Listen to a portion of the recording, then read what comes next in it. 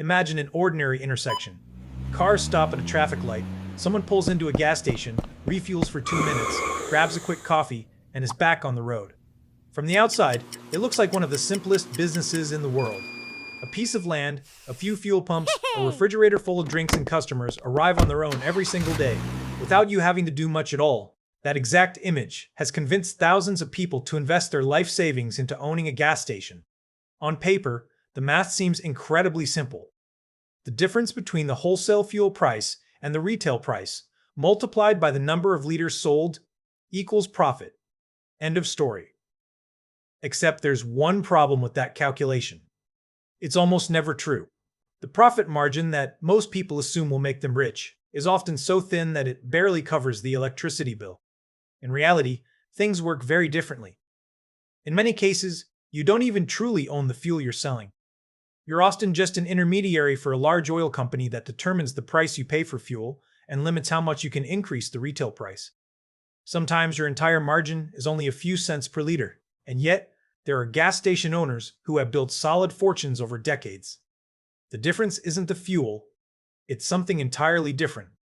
Something the most customers standing at the pump never consciously notice. Before we continue, leave a comment below. How much profit do you think a gas station actually makes on each liter of fuel? Most people are way off. Stay until the end, and you'll know the real number. Let's start with the biggest misconception, because this is where fantasy and reality immediately part ways. Buying an existing gas station in a good location can easily cost anywhere from several $100,000 to several million, depending on the country, location, property size, and annual revenue. And that's only the purchase price for the land, building, and equipment. Fuel pumps, underground storage tanks, payment systems, fire safety requirements, environmental inspections, and countless regulatory approvals often add substantial costs before you've sold your very first gallon of fuel. And even if you have the money, that doesn't automatically mean you're in business. In most cases, you won't become a completely independent owner. Instead, you'll enter a long-term agreement with one of the major oil companies. Whether that's Shell, BP, ExxonMobil, Chevron, Total Energies, or another dominant brand in your region. These companies often lease you their brand, fuel pumps, and sometimes even the property itself. In return, you're required to sell only their fuel, usually at prices that are largely dictated by the company. Legally, you're an independent business owner. Financially, however, you're often little more than a self-employed manager carrying all the risk. Now let's talk about where the money actually comes from. Because it flows through 4 very different layers: a new bypass road, a change in traffic light timing, or a new highway exit just a mile or two away can suddenly redirect the stream of vehicles that has passed your gas station for decades. Overnight, what was once a prime location can become a secondary one, even if you haven't made a single bad decision. And then there's a second dependency that is even less visible: the electrification of transportation. The more drivers switch to electric vehicles in a region, the fewer people need a traditional gas station in the first place.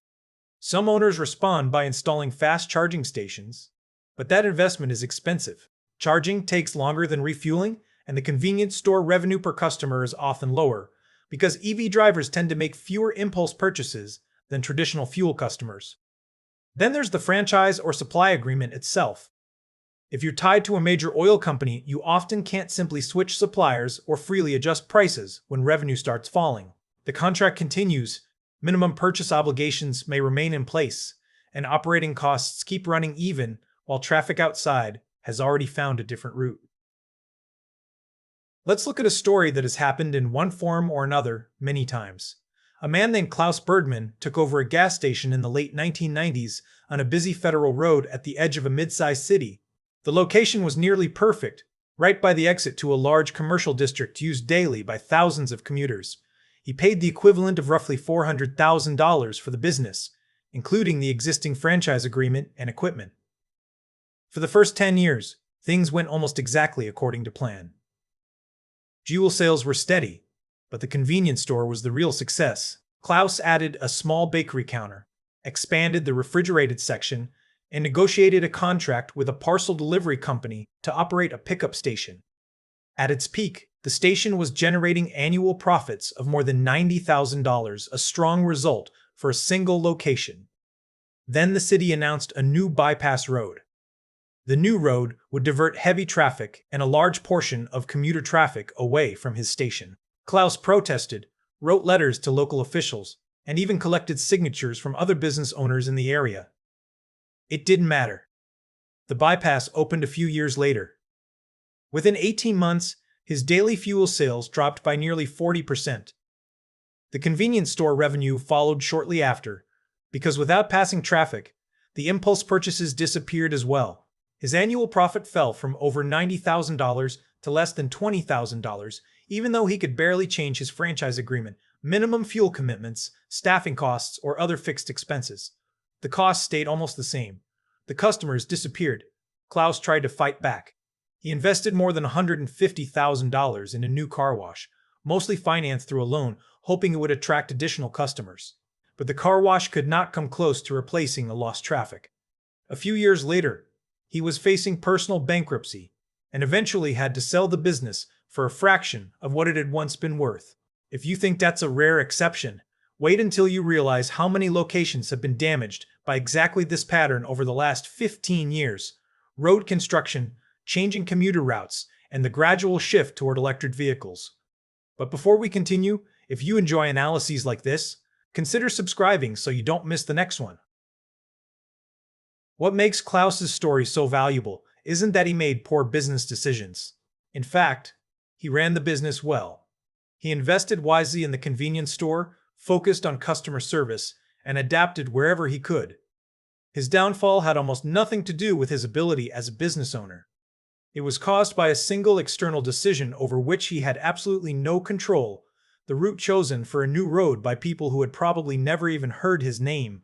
And that is the hidden downside of everything we've discussed about location. Yes, a great location can make you wealthy, but that exact same location can make you poor just as quickly if the surrounding infrastructure changes and there's very little you can do about it. Now compare the two completely different outcomes we've seen. In a good year, with steady traffic, a thriving convenience store, and a stable franchise relationship, a medium-sized gas station can generate a healthy 5-figure or even low 6-figure annual profit year after year. It can feel like owning a reliable income-producing asset. In a bad year, when traffic patterns shift or the transition to electric vehicles happens faster than expected, that very same business can turn from a dependable source of income into a financial trap within just a few years, while the fixed costs continue without interruption. The deciding factor between these two outcomes is almost never the owner's talent. Instead, it's determined by forces far beyond the gas station itself: road planning, changes in transportation, corporate strategies set by major fuel companies. When you really think about it, you're not simply buying a gas station. You're buying a bet on a specific point on the map. You're betting that 20 years from now, cars will still be passing that exact location. The fuel pumps, the convenience store, and the car wash are simply the tools you use to turn that bet into cash. And that leads to the real question, one that's much bigger than any individual gas station. How much money would you be willing to risk on a future that someone else gets to decide? If you enjoyed this video, be sure to leave a like, share your thoughts in the comments, and subscribe for more in-depth business analyses like this.